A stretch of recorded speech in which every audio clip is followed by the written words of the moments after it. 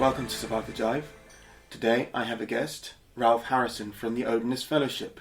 Thank you for joining me, Ralph. Thank you. Would you like to introduce yourself and the Odinist Fellowship to any of my listeners who aren't aware of it?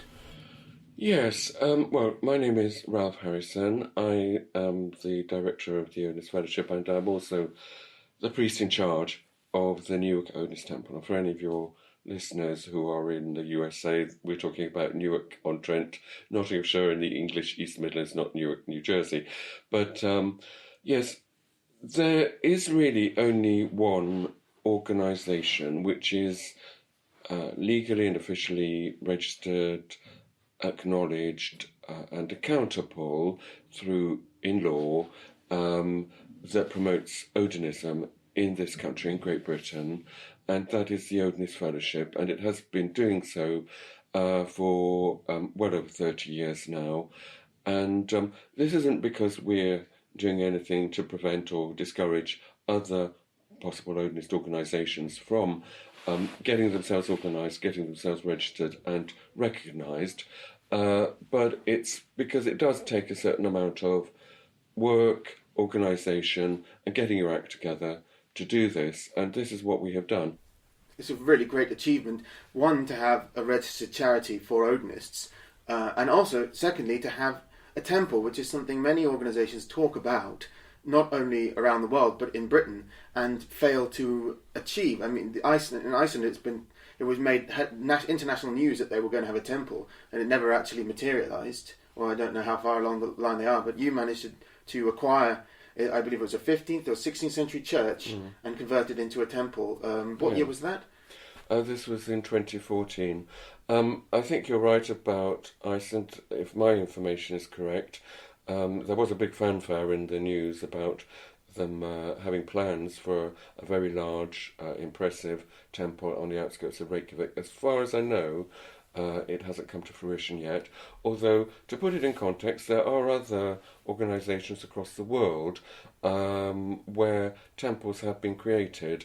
I believe in Denmark, in a town which has a very un-Danish sounding name of Corinth, they have built a temple that looks rather like a stave church and is, I think, being used for worship, certainly being used for visitors and tourism. It was built by the guy the building was funded by, he used to be a fashion designer of some kind. Really? I believe, if I remember correctly, that he's an Odinist, but that is privately owned by him, so there are some limitations on who can actually make use of it.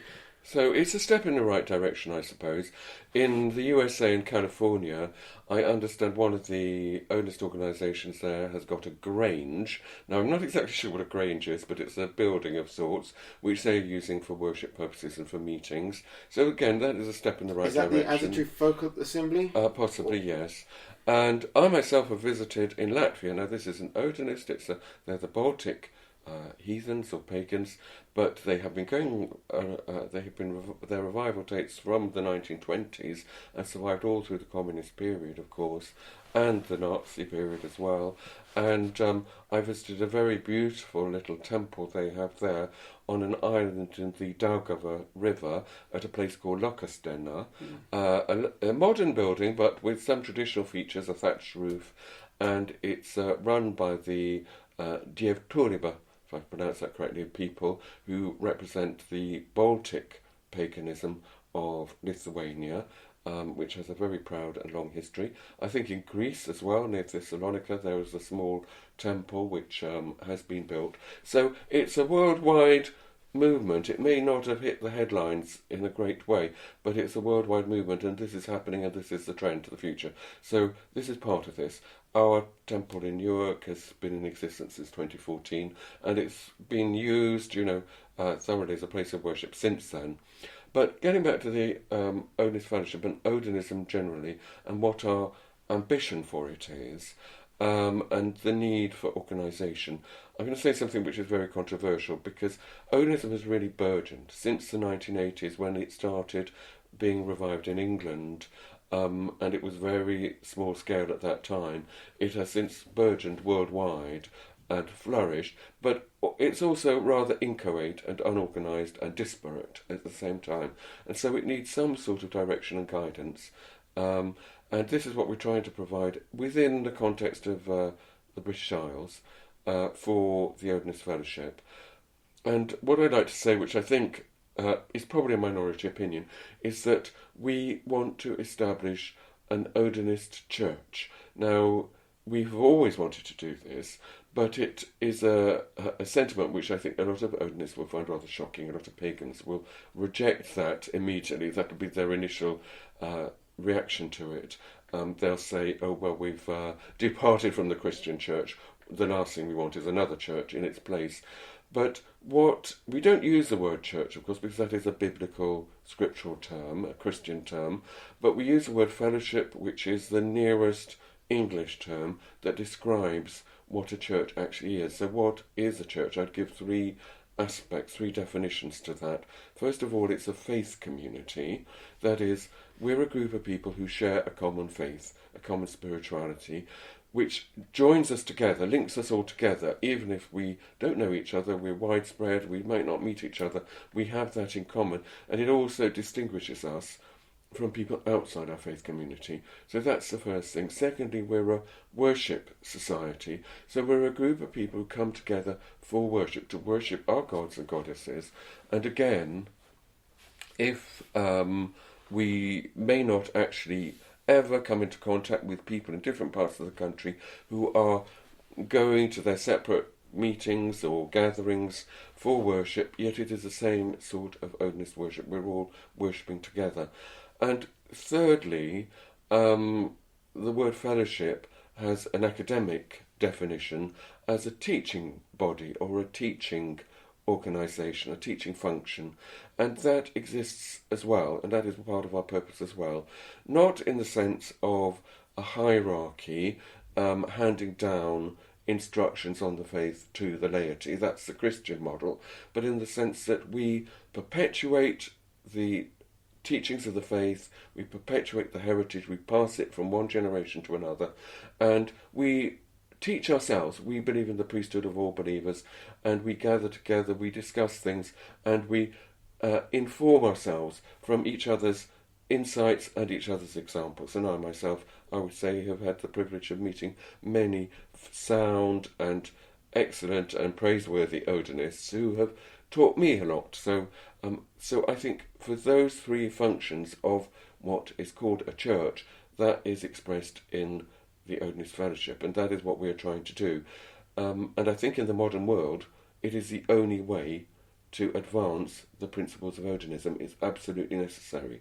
So though it may not be a very popular view, and people may disagree with it, or not like the way we phrased it, that is what we're doing. And actually, there's nothing new to this. It's not innovative. If you go back in the English-speaking world to the very beginning of the Odinist Restoration, historically speaking, obviously Odinism goes back to the end of the 19th century in parts of Europe, but in the English-speaking world it started flourishing in what I think is a very incongruous place, Tasmania, under the guidance of Alexander Rudd Mills, and he set up the Anglican Church of Odin, and he wrote his first guidebook to the Anglican Church of Odin, which is the first attempt at an Odinist liturgy in the English language. He was a pioneer, but so he had the concept of setting up a church. If you look at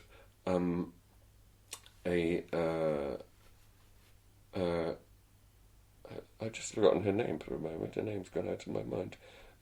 Elsa Christensen, sorry, I couldn't remember her name. Elsa Christensen, in the USA, well, in North America, she set up the Odinist Fellowship. Now, this was an entirely different Odinist Fellowship. People do get yours confused when I've mentioned to Americans. They often say, "Oh, Elsa Christensen," when I say the Odinist Fellowship. I try to explain it's something different. We only operate within the British Isles, and we have no organisational connection whatsoever with Elsa Christensen's Odinist Fellowship, which doesn't exist anymore, but it was an early attempt to set up and revive Odinism in North America. But she actually, what a lot of people don't know, is that she actually registered incorporated her organisation in Canada originally as the Kirk of Odin. Yes, and then the very first in England, the very first Odinist organisation was the Anglo-Saxon Church of Woden, the Anglo-Saxon Church of Woden. So again, they thought of it in terms of setting up an Odinist or Wodenist church. And the organisation from which the Odinist Fellowship in Britain emerged, which we are a continuation of, was the Odinic Rite. And the term rite was used in the sense of a church, in the same sense that one could talk about the Byzantine Rite, Catholic Byzantine Rite, which is a branch of the Roman Catholic Church, yes. But recognised as a church within the wider Roman Catholic communion. So, again, the term was a church or a rite. So there's nothing innovative about this. It's carrying on a long tradition, and it's because people have realised that we do actually need all of these functions: a faith community, a worship group, and a teaching body that promotes and practices Odinism. And Odinism is very much a need, I think, a spiritual need for the modern day, a desperate spiritual need, I would say. Right. It's to say that to talk about Odinism in the way you've described there. Some of the listeners might be thinking that that's too much influenced by the structural organisation of the church, despite what you just said. But I think that you've made a good case for why that is needed in the modern world if people are to revive the religion of our ancestors. And the Odinist Fellowship here in Britain has made the news a couple of times in this context, where you've defended the rights of people who practice Odinism. And having a formal organisation like the Odinist Fellowship is essential for being able to do those sorts of things. Could you inform the listeners about a couple of those things? Yeah, sure. Although, getting back to your first point, we've got absolutely nothing against individuals going off into the woods and worshipping the gods on their own or with a couple of their chums. That's fine. But we are thinking big. And if you look at the town in which the New Odinist Temple exists at the moment, which is Newark, there's a big parish church there, Christian church there. In historical times, the entire population of that town would have assembled once a week, every Sunday and on holy days, in that building, all together. Now, what they didn't do was all get up sticks and go out somewhere into the countryside. And actually, the feasibility of that it's not possible, is it? You couldn't do it. And it wouldn't be possible unless you've got a lot of transport, and it wouldn't be possible for all different sorts of people. So a few individuals going off on their own into the woods or into a special place in the countryside and worshipping together is absolutely fine.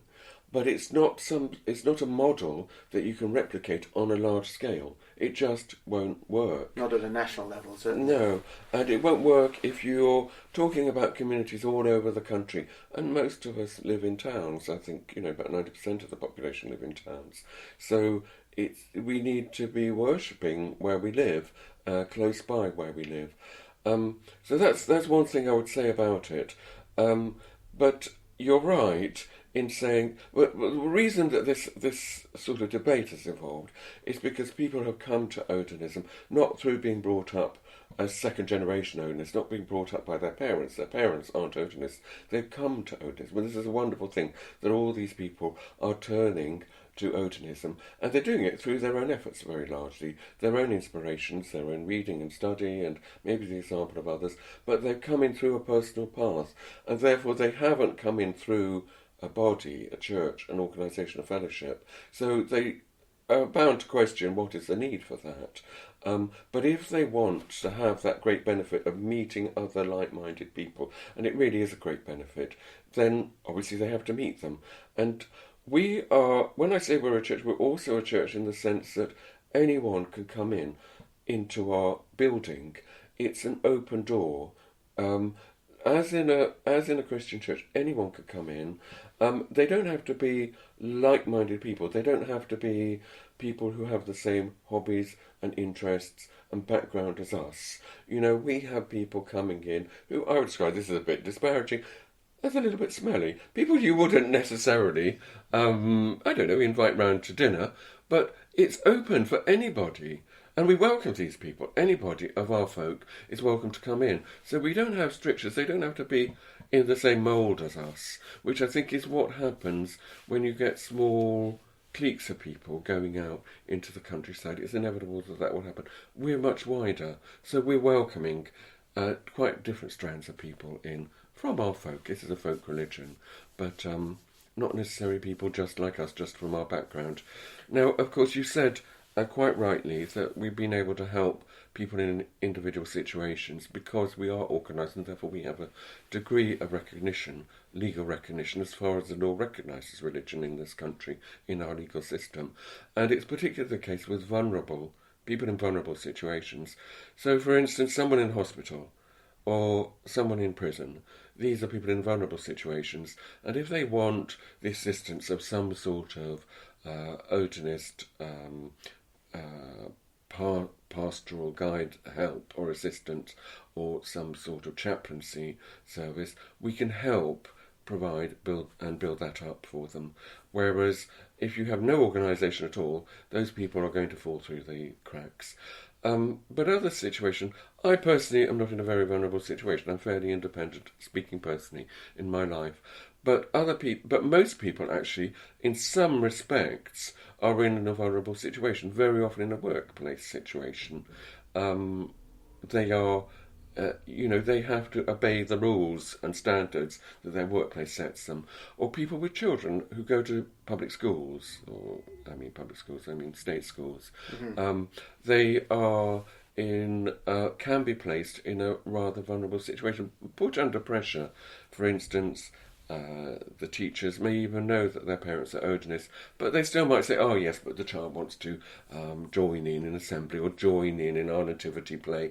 And there's a lot of actual pressure that people report to me about this. Now, we are in a better position to resist that and to support parents, for instance, who are in that situation because we are organised, because we are recognised. And of course, if you speak to people out there in the great wide world, who are not necessarily people listening to your podcast, who are presumably already interested in the subject, but people in the general public, their first reaction to the question of Odinism is, I've never heard of it. What is it? And when you tell them, oh, it's a religion, they're going to say, oh, they might not say it because they might be too polite, but they're going to think, oh, it sounds like a bit of a cult, it's a bit of a sect, it's a bit suspicious, because people are a bit suspicious about small, unknown religious movements, even though this is actually the original native religion of this country, of the English people, of Northern Europe, even though it's ensconced in our heritage and its remnants and relics survive in our culture in a very big way. Despite all of this, despite the fact that it is the religion of our nation's infancy, they're going to take a view which is rather askance at it and slightly suspicious and question its credibility. Now, being organised, and particularly having a showcase for the religion, which our temples will be, this really changes the perspective. And we have open days at our temple, so every Wednesday afternoon, or just about every Wednesday afternoon, people can drop in and have a look around. They can spend 2 minutes there just to have a quick look around, or they can spend longer and have a chat if they want to, and I give them a little tour if they're interested in that, and I talk about the artworks on display, because we have, and this is another thing we can talk about actually, because I feel we're starting a new artistic movement in Odinism, because paganism is artistic, it is iconographical. How to pronounce the word. It has icons, it has images per se. It's intrinsic to paganism. Well, being very disorganised and very individualistic and very isolated and going off into the woods on your own, you don't have any images really, do you? Whereas we're reviving that. And so I invite these people in, and what they all go away with is the impression, whether they've been there for a minute or an hour, is that this is a religion. It's a religion on a par with any other religion. And so that already is achieving at grassroots level, a degree of recognition which I think most Odinists actually crave. After all, it is the religion of the land. We're not a foreign import. We are the religion which was here from the beginning of our people. We are the religion, ours is a religion which has been fundamental in formulating and moulding our national character and our laws and our language and our sense of identity. So all these things we're absolutely intrinsic to. So why are we being sidelined? Give people choice of religion, by all means, but why is our religion sidelined and not even recognised? Well, that's obviously not quite right. Yeah, we deserve legal protections like any other religion. And I recall a long while back, one of the people, I believe it was a postman who your organisation successfully provided legal assistance to, financial assistance for their legal case. Was it the right to wear a Mjolnir to work or something? No, it wasn't actually. It's a very different situation from that. Yes, it was a case, and it's we can mention the case specifically because it's in the records. Forgive me if I'm not quite sure about the year. I think it was 2003. But it was the case of Royal Mail plc versus Donald Holden. Donald Holden was still is a member. He's a Hearth Guardian. He was. Yes, he was a postman. He was working in the postal sorting office in Bolton, Lancashire. And the situation actually was this, that he wasn't a member at the time. I didn't know him at the time, that that he began to have problems at work. He contacted me subsequent to that. And when he first described what had happened, I really found it astonishing. I mean, I hear a lot of information from members of the public, from Odinists, from our members. So I my ears are kept close to the ground, and I couldn't really believe at first that what he was reporting to me was actually true. I had never come across an instance of discrimination at this level, and I asked him therefore to supply all the documentation to me so that I could really examine his claims. What it was actually was that there was a multicultural room in the, and probably still is, a multicultural prayer room, or a multi-faith prayer room. Yes, you're on the right track there, Tom. They called it a multicultural room in the Bolton Mail Centre. You might say, well, isn't the Bolton Mail Centre supposed to be sorting the mail and delivering the mail? Why have they got a multicultural room? Well, they had a multicultural room because we have very strong unions in this country still, and the local unions had come to an agreement, an arrangement, an understanding with the part of the workforce which was Muslim, and they wanted a prayer room. They didn't quite get a prayer room, they got a multicultural room, but it was effectively a Muslim prayer room. And yes, I have examined photocopies of their signing in book, because they had a signing in book for their multicultural room, and certain names cropped up, well over 5 times a day. And I can tell you that Muslim prayers are at dawn and dusk and so forth. They wouldn't be praying 5 times a day in their work shift, but there were some people who were taking a lot of time off to go to their multicultural room, and none of this was challenged. But Donald began to take an interest, as many people do, in Odinism, and he had downloaded 2 A4 sheets, 2 images of Odin from the internet on A4 sheets, and he had taken these up. On his duties required him to lock up the offices on a Saturday, and he'd taken the opportunity to spend a little time on his own in this, totally on his own, not disturbing anybody else, in this prayer room, or in this multicultural room, and he'd taken up these A4 sheets with images of Odin, and he left them on a shelf there, and this caused an extreme rumpus. But what happened was that various false allegations were made. They claimed, wrongly, maliciously, that he had damaged things in the room. They claimed that he'd upset the furnishings of the room. They made all sorts of claims. The management, instead of confronting him honestly and openly, instituted, now the Royal Mail might be very annoyed at me saying this, but it's all documented, they set up, for a period of 6 months, spy cameras in the room. So you can imagine they're managers of Royal Mail, who's got various financial difficulties, I understand, and their managers are sifting through 6 months' worth of CCTV to get a picture of Donald going into the room and doing something he shouldn't be doing. But they didn't manage to do that. All they got pictures of was him going into the room and going out of the room, and he just sort of stood there and then went out. So they didn't find any evidence against him. But nevertheless, despite that, the managers eventually called him in. And what actually happened, and this is quite an absolute disgrace, they tried to bully him and say that he wasn't an Odinist, tried to make him admit that he wasn't an Odinist and that it wasn't a real religion, and actually were trying to make him renounce his religion. This is what I found absolutely unbelievable. I have never come across a situation like this. Misunderstandings, prejudice maybe, but not persecution at this level. And then they took his 2 pictures of Odin. They were only on A4 sheets, but they were pictures of Odin, and they tore them up in front of him and threw them in the bin.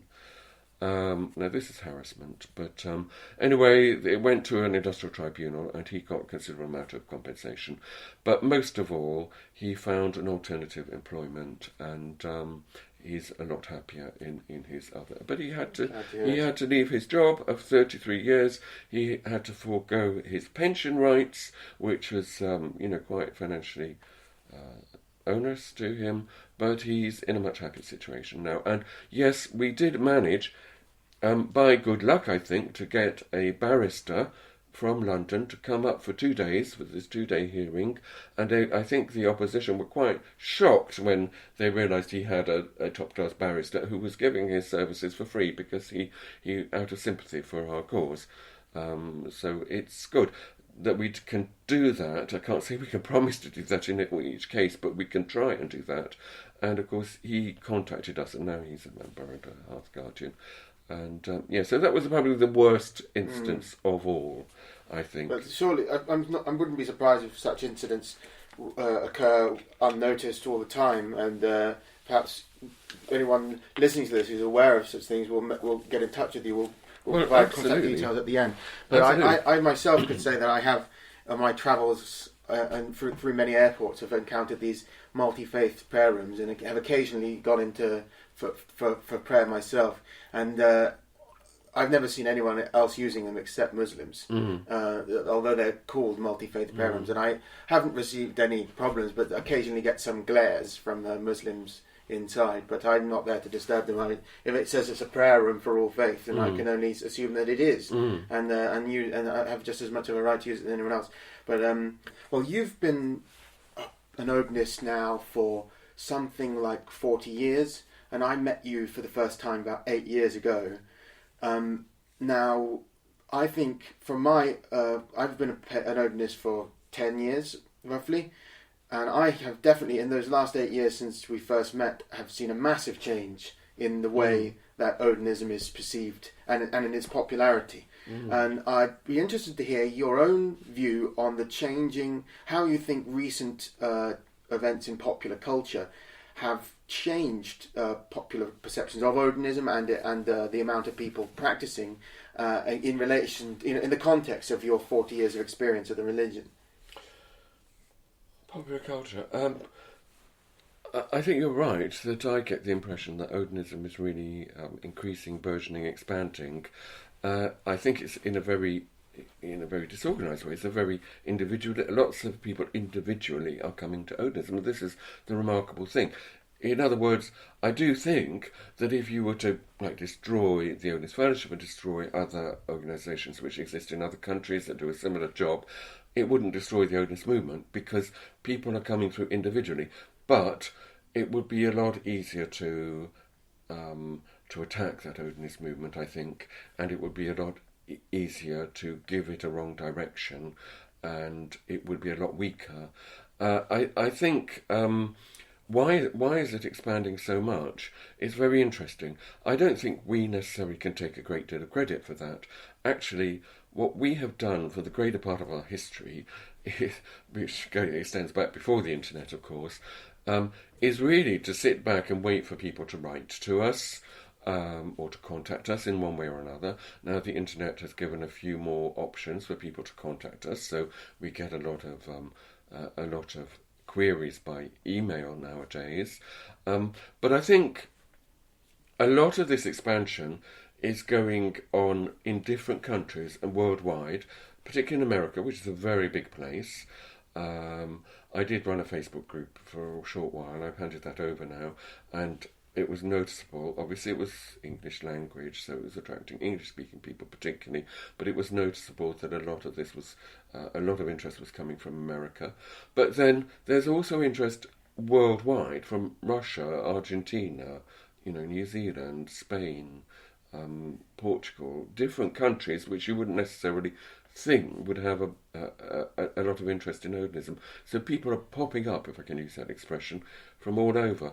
And why it's happening, I can only say it's what Alexander Rudd-Mills termed in his little booklet the call of our ancient Nordic religion. The call of the gods is obviously being felt and heard by many different people in different ways.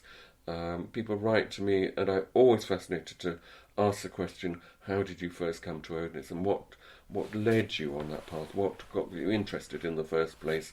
And I think it's different things for different people. And sometimes it takes almost a lifetime, which I think is a bit regrettable, almost a lifetime for certain individuals to decide that they really are going to commit to Odinism. But I think it does require more than just being an Odinist.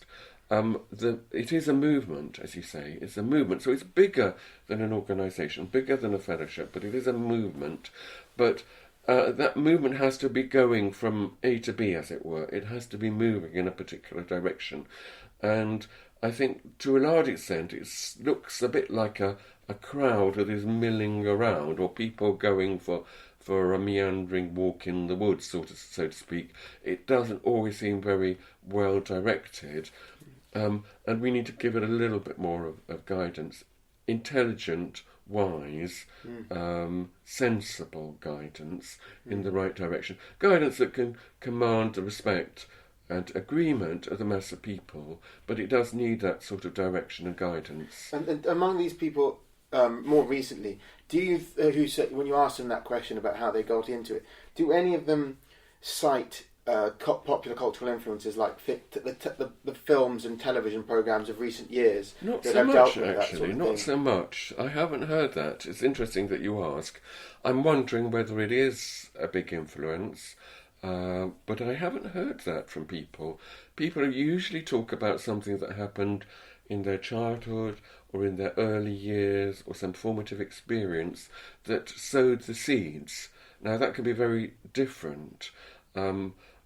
With myself, I was speaking to you about this yesterday, wasn't I? That when I went to grammar school, my first history lesson, the teacher gave us the very first lesson was about Greek mythology. That's how we used to teach history in schools in years past. And the last 5 or 10 minutes of the lesson, he diverted onto the Anglo-Saxon gods.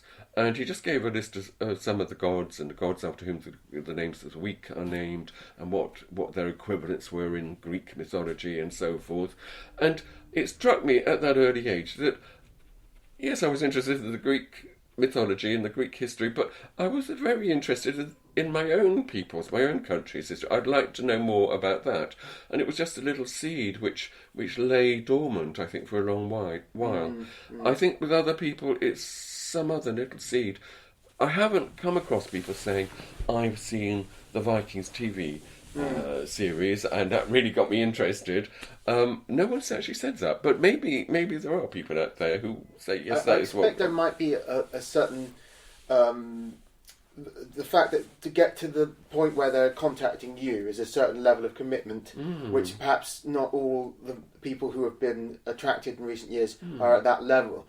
But I have experienced, certainly, when I was, in 2009, I think it was, I was only quite recently a pagan, or 2010, I was convinced then that the proliferation of images from Nordic mythology and characters from Nordic mythology and their narrative equivalents in other kinds of fictional narratives was the kind of in a Jungian sense, which I'm not so much of a Jungian now, was a manifestation of a kind of a rising up of this religious sentiment among the people. And so I awaited with great anticipation the release of films like Marvel's Thor, because I thought that would facilitate this spiritual revolution. I didn't like that film. I don't like Marvel Thor, and I don't like the Vikings TV series either. But I did at the time think that these things would be a positive influence. But it wasn't that I thought they were going to change people, but rather that they were a sign of the entertainment industry catering for an innate desire among audiences for this kind of storytelling, these kind of characters. I'm not satisfied that the Vikings TV series was an accurate representation of people. But do you think that people who watched those films and television series went on to develop an interest in Odinism? I think so. I have seen many people say such to me, and not just Survive the Jive fans, but for example, just people in the street who notice something I'm wearing which is Norse and say, "Oh yes, I'm really big on my Vikings since I saw that TV program." And they got tattoos. They show me a tattoo of Odin. Now, someone's got a tattoo of Odin. That's a very strong commitment to that the whole culture. But then if I ask them, "Are you a practicing pagan?" they'll scratch the back of their neck and sort of say, "Well, I don't know, but I believe in something."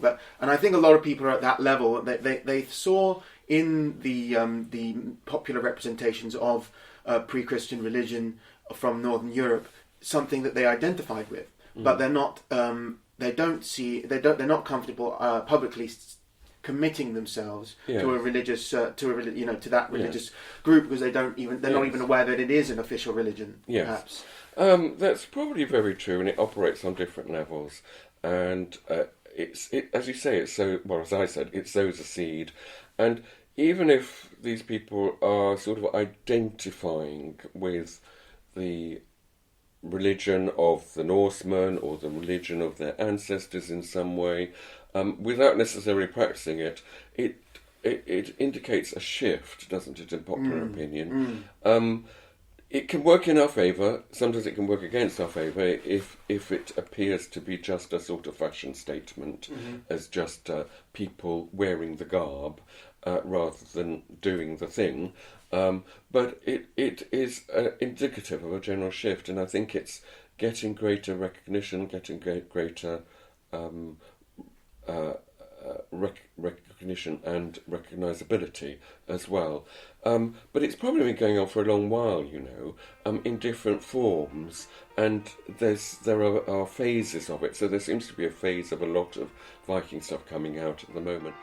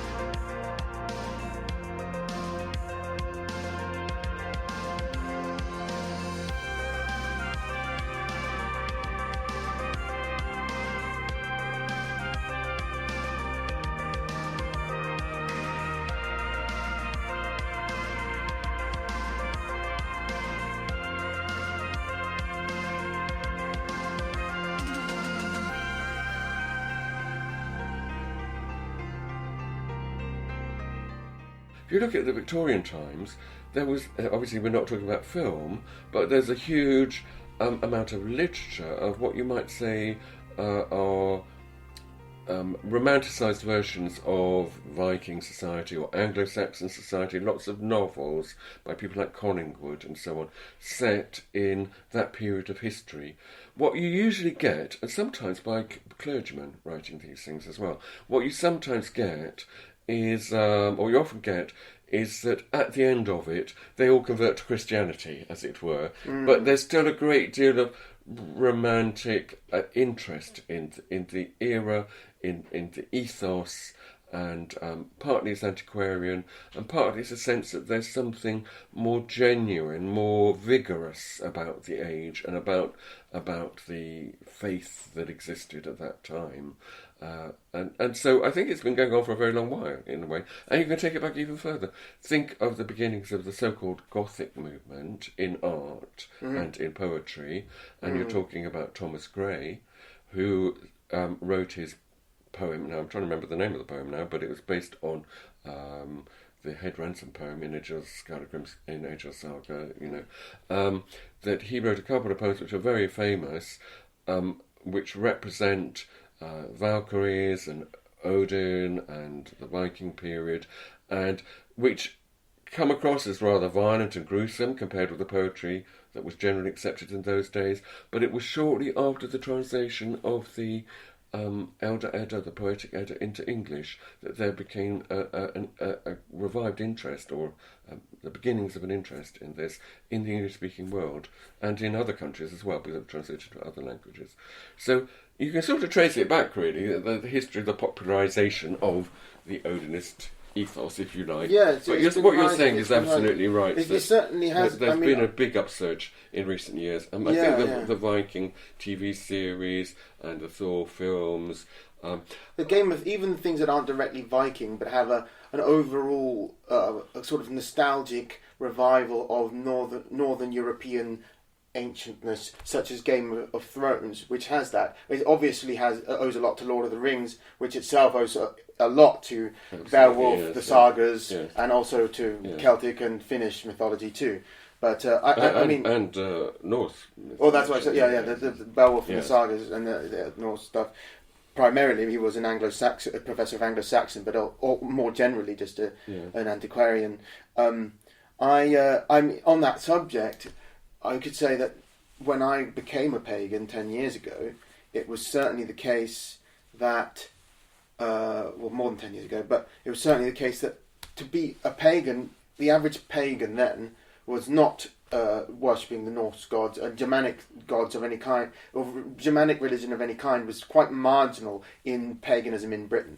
And certainly, I would say, nominally Celtic paganism was dominant, but I don't think it was really an accurate representation of Celtic paganism. What it was certainly very heavily influenced by Gerald Gardner, to the extent that Celtic was freely interchangeable with Egyptian or whatever you like, really.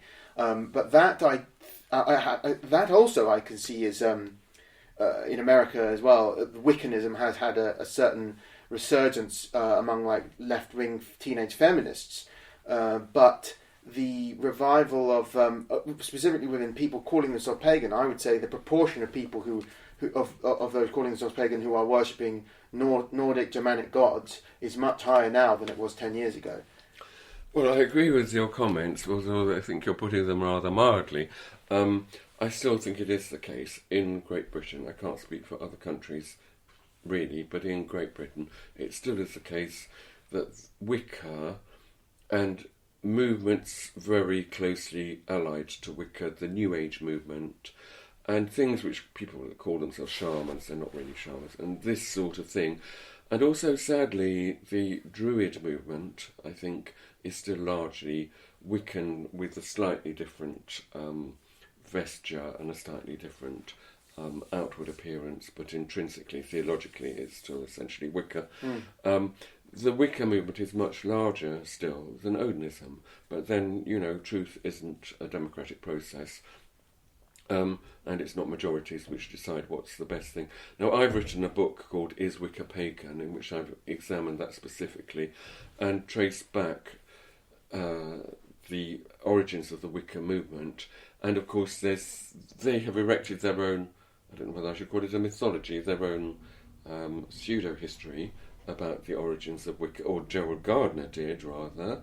A lot of Wiccans are much more honest actually about it and admit that Gerald Gardner was the founder of Wicca. But Gerald Gardner himself disclaimed that title. He claimed that he had discovered Wicca, which is a very different thing. He claimed that he discovered an ancient coven in the New Forest in Hampshire. What was funny about this, though, was that he was a self-publicist.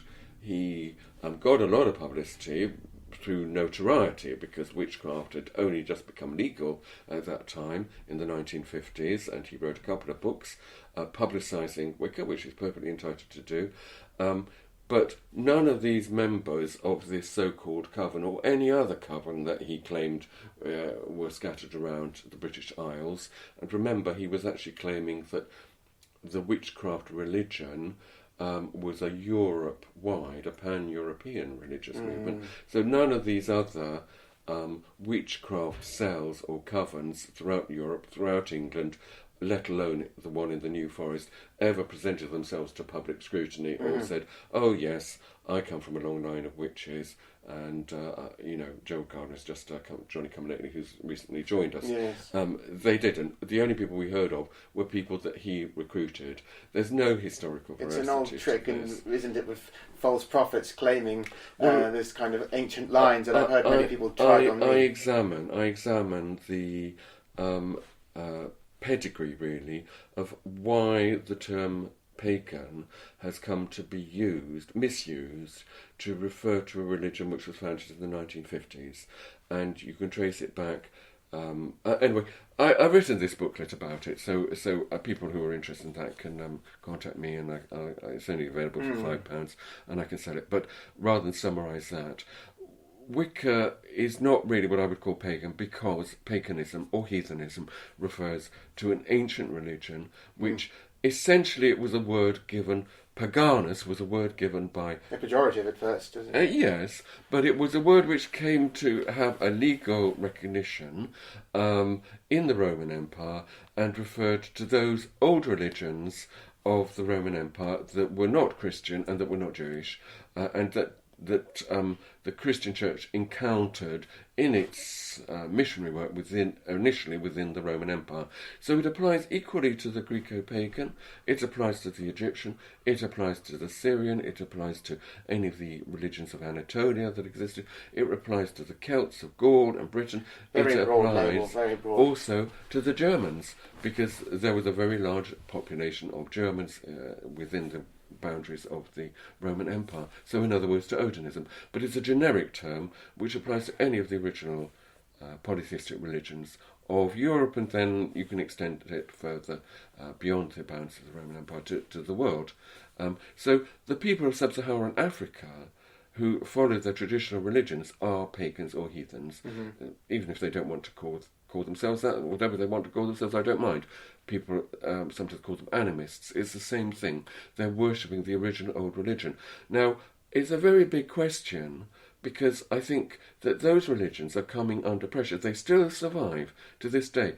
Are they documented? Have we got books about them that list their gods, their beliefs, their beliefs about the afterlife and all the rest of it? Are these treated with seriousness? No, they're not. On the one hand, you've got the missionaries from the monotheistic religions of Christianity and Islam, which are coming into that continent, still coming into that continent, and trying to extirpate the original religions. And we see what a disaster that has brought to the African continent, with wars now between Christians and Muslims breaking out everywhere, from Mali and Mauritania in the west to Uganda and Kenya in the east.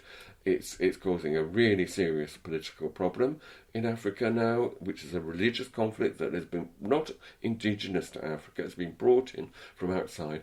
And secondly, they're still treated disparagingly, including by the liberal left, the internationalists, the Guardianists. They're still, their idea of emancipation for Black Africa is that Black Africa should become westernized, and this means in terms of religion as well as culture and language, instead of re-evaluating and revaluing their own native religions. Now, we're for the native religions of the world.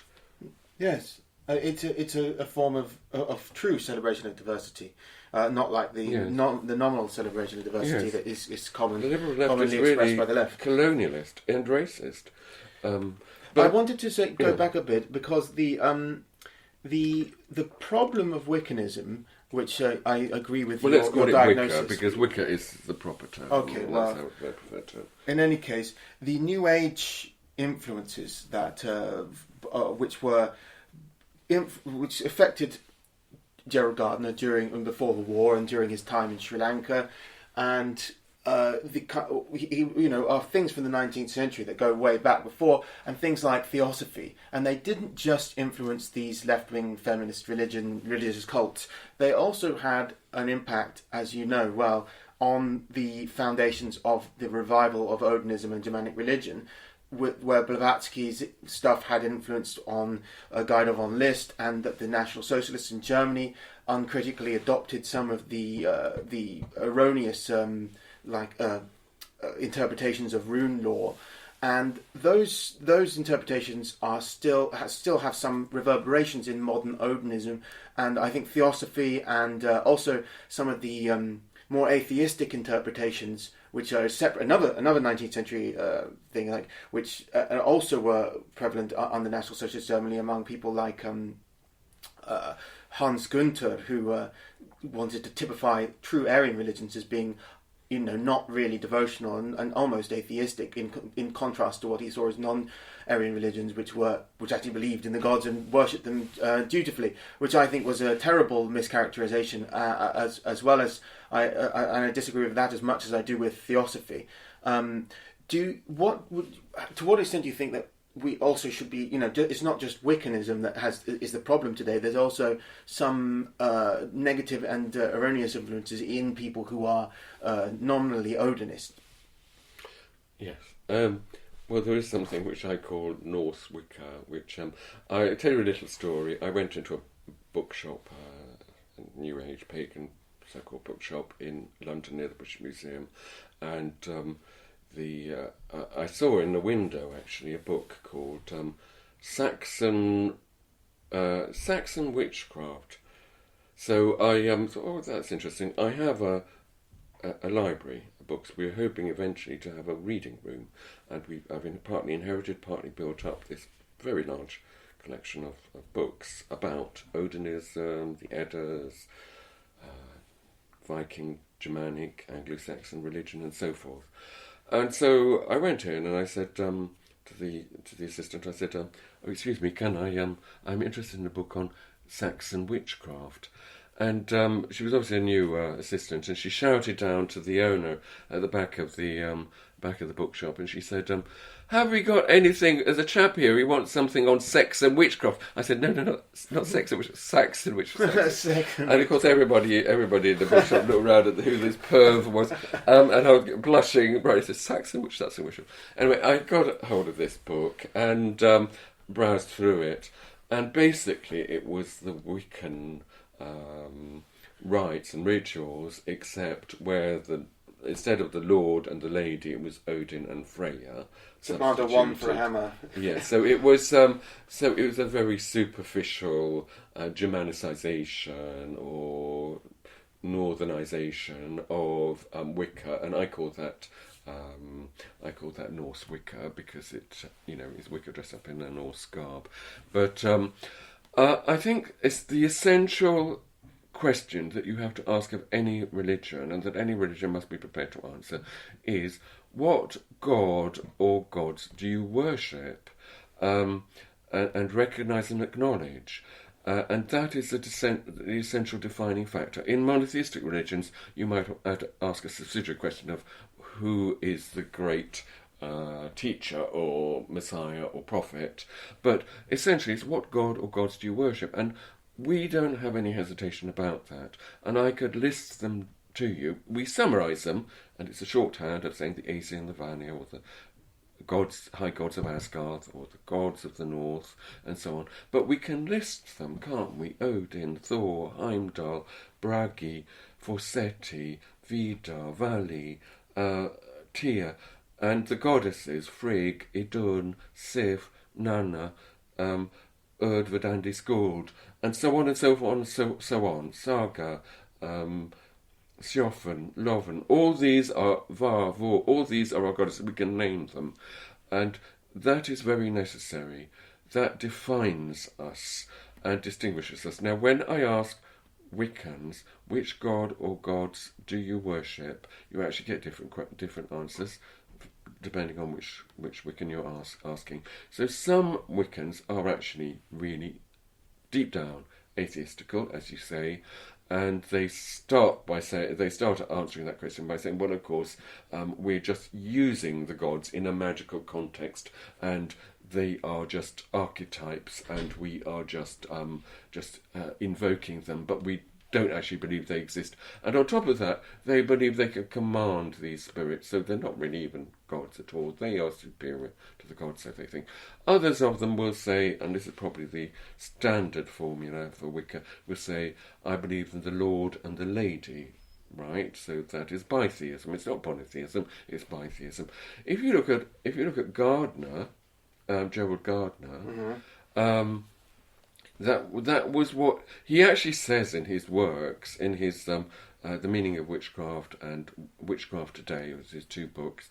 He actually says he doesn't know what witches believe in. He actually says that, which is a remarkable thing for someone who's the founder of a religion to say. But he also talks about the Lord and the Lady. He based most of his principles on Margaret Murray, most of his ideas on Margaret Murray. Now, her concept was that witchcraft, as evinced by the witchcraft trial evidence of the 16th to 18th century, was not, as people thought up until then, just a sort of delusion, which and there was no such thing as witchcraft, or the older idea was that there was such a thing as witchcraft, but it was a pact with the devil, the Christian devil, and the later post-Enlightenment view was there's no such thing as witchcraft. She came and said, yes, there is such a thing as witchcraft.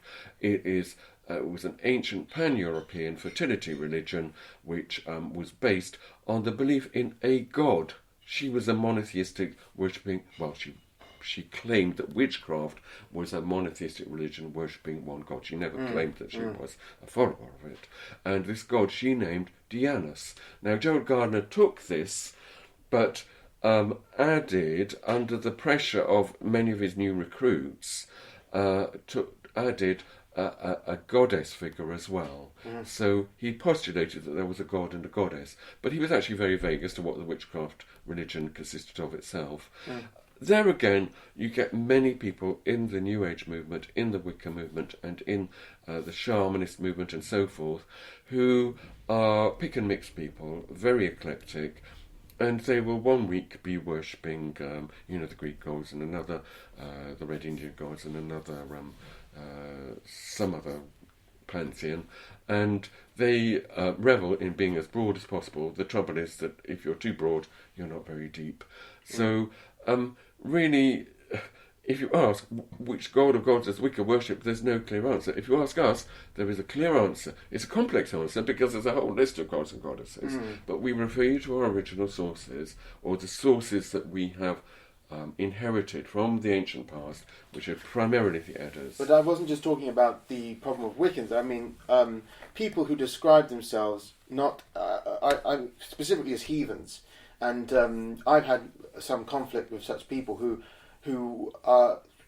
would claim no influence from Wiccanism whatsoever. Will also say that the gods are just archetypes. That's one thing that they might say, that the myths are representative of purely naturalistic in the way that depicted in the Golden Bough, and not in any with any metaphysical meaning. There is also the residual influence of theosophy on Germanic revival itself, anyway, which might have more subtle influences on the way people construct calendars or whatever. But I don't think necessarily we have to always say that they come directly from Theosophy and Wiccanism, but there certainly are just general assumptions in the modern Western worldview, which can be an obstacle, in my view, for people to understand a pagan religion of our ancestors. And sometimes they're too eager to make the religion fit with the prejudices that they've taken from through cultural osmosis from their surroundings,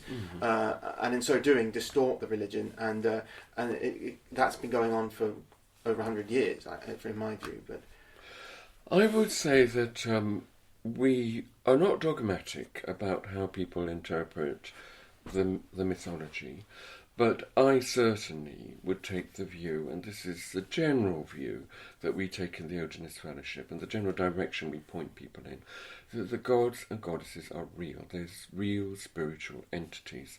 They are living, intelligent powers with personality and will of their own, who can influence human lives, the course of nature and the course of history, as well as having effect on that great cosmic struggle in which they are involved and in which we are involved.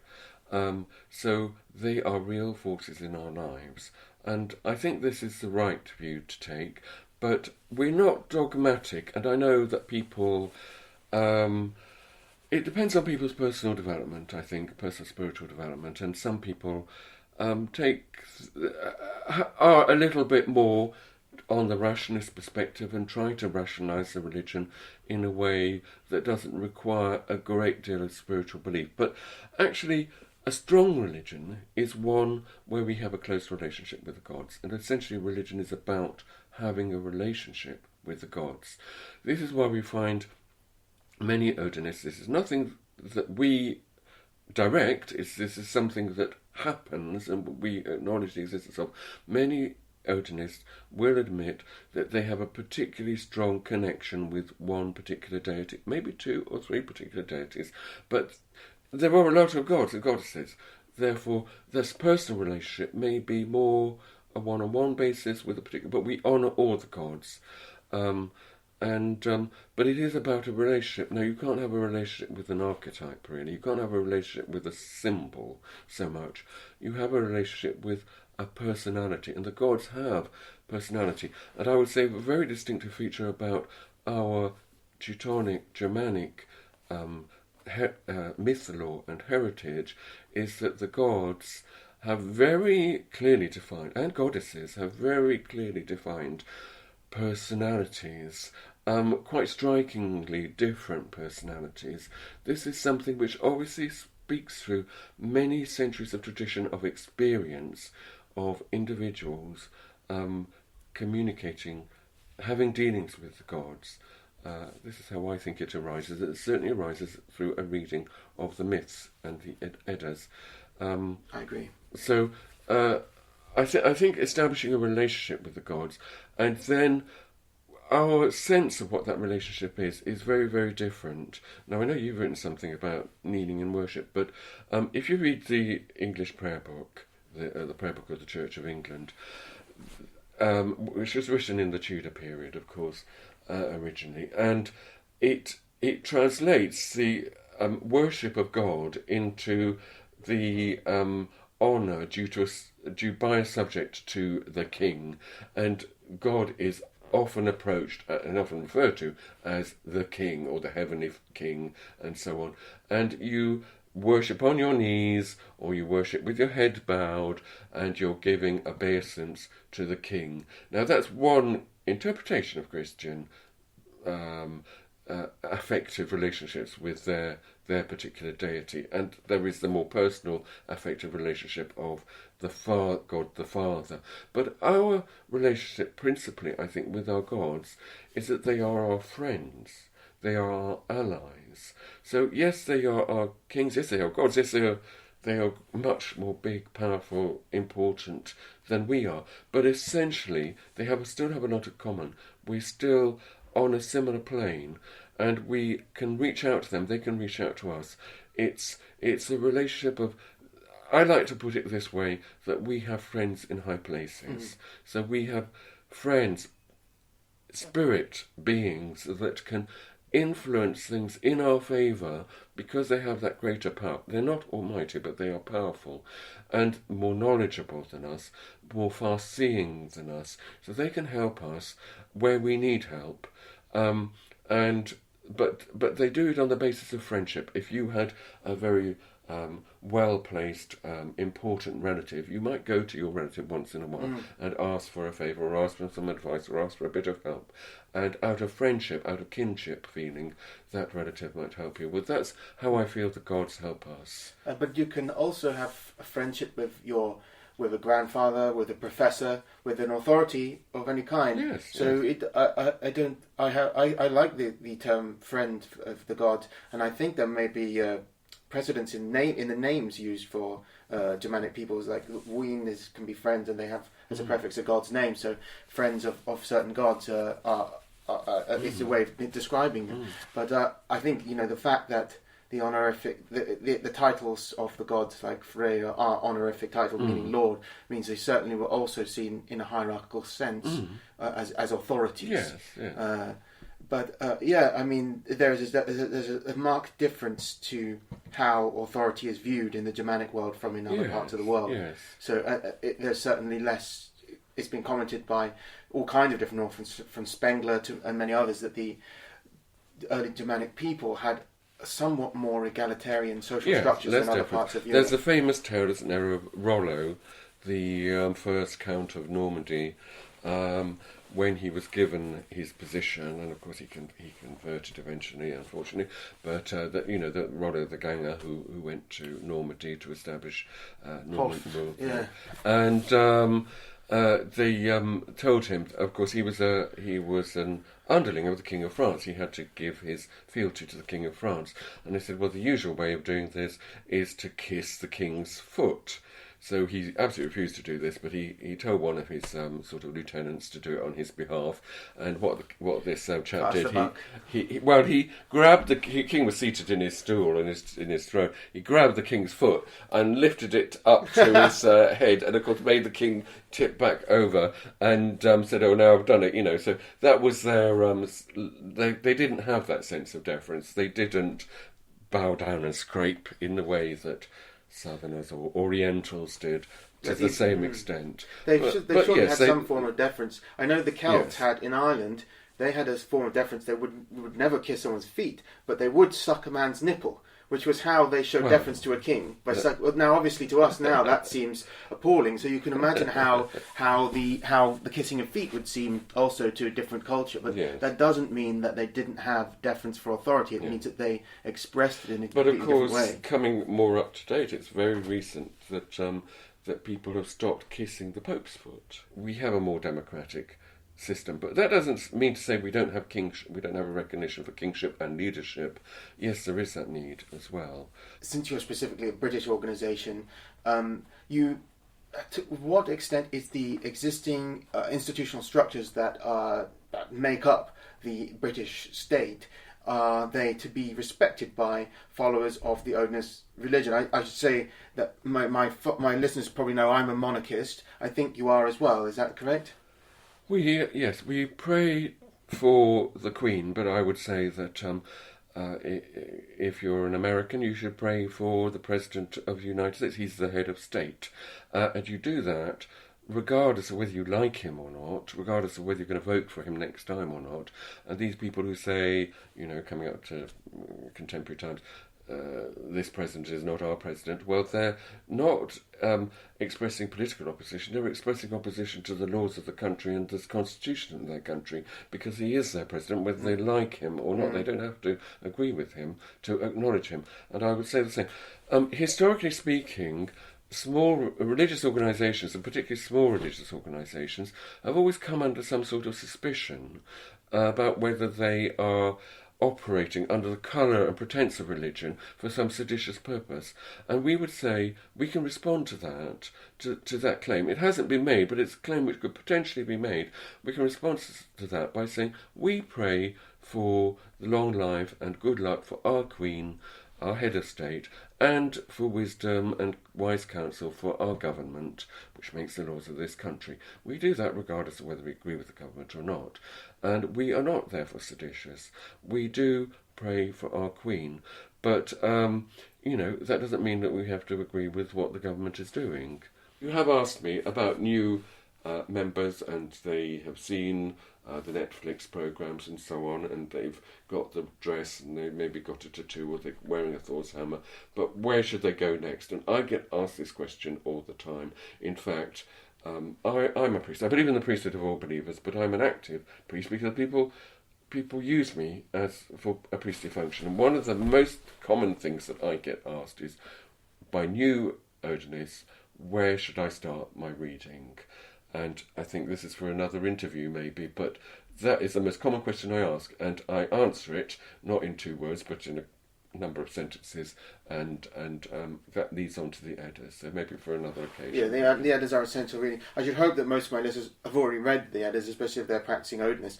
I would say though that any particularly British, but not especially, particularly British Odinists listening who would like to contact you or learn more about the Odinist Fellowship or the Newark Odinist Temple, can you please tell them where they can do so? Yes, we haven't spoken much about the Newark Odinist Temple, have we? But it's a wonderful place to visit, and you can visit. So you can write to Odinist Fellowship, BM EDDA, London WC1N3XX. Should I repeat that? No, I'll put it in the description as well, then. so they'll be able. You'll find this in the England, description. obviously, or you can send an email to odinist.fellowship@pobroadband.co.uk, or you can look on our website, which is www.odinistfellowship.co.uk, and the temple, the New Odinist Temple, has a website as well, which is a very nice website, which is www.odinisttemple.uk. .co.uk or just no, .uk? odinisttemple.uk. Okay. Not okay, but UK. And it also has a Facebook page. Yes. If you look on Facebook for Odinist Newark Temple. Yes, Newark Odinist Temple, and you can even donate via PayPal, I think, for that, which would be very welcome. Great. Well, I'll put all those details in the description below, and thank you very much for joining me today. Well, thank Ralph. you very much, Tom. Well, that was Ralph Harrison from the Odinist Fellowship. You've been listening to the Survive the Jive podcast about history, genetics, and ancient paganism. Survive the Jive is also a YouTube channel, and if you check that out on YouTube, Survive the Jive, you can hear all kinds of interviews with experts on genetics and history, as well as many of my own videos on a variety of historical and religious subjects. If you sign up to support this podcast on Patreon or Subscribestar, then you can get access to exclusive content, including live streams that only my patrons can see, as well as discounts on my merchandise. The theme song for this podcast is Sunne by Wolcensmen.